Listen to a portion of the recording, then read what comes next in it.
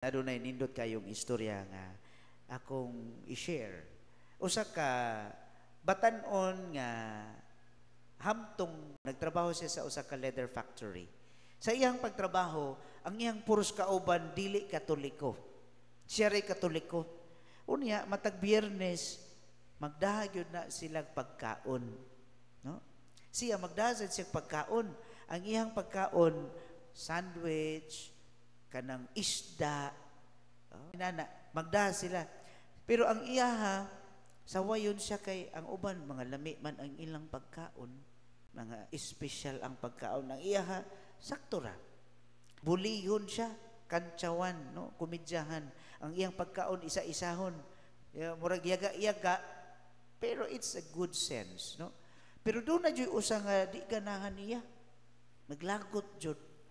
So, sa sige na every Friday of the week, sige na ginahimo.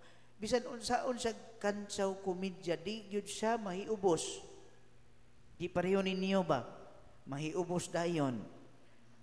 Dahil ko, masakitan dayon ko, mangluod ko, di na ko ma-serve. So kanatong tawana, dili gyud siya mahiubos. Walay kasakit, wala. Enjoy ra gyud pud siya. Bahala gi-insulto na si diha. Ay, imong sudan, sa man na isda. Ano ba? Karon, bay ang pila ka tuig ang panahon. Nagsabot silang magkita karon sa usa ka meeting place. Do na may nigawas dito sa simbahan.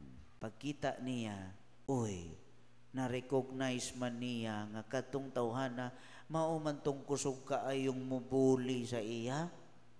Og niingon siya, ba ikaw man tong kusog kaayo mo bully nako? Paggawa sa simbahan, nagsuot og sutana. Pari na.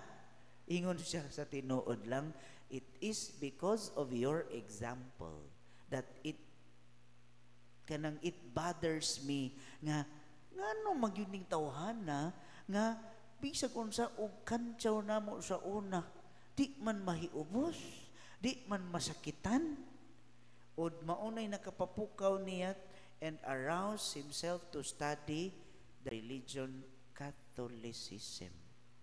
And eventually, he became a priest. Ay,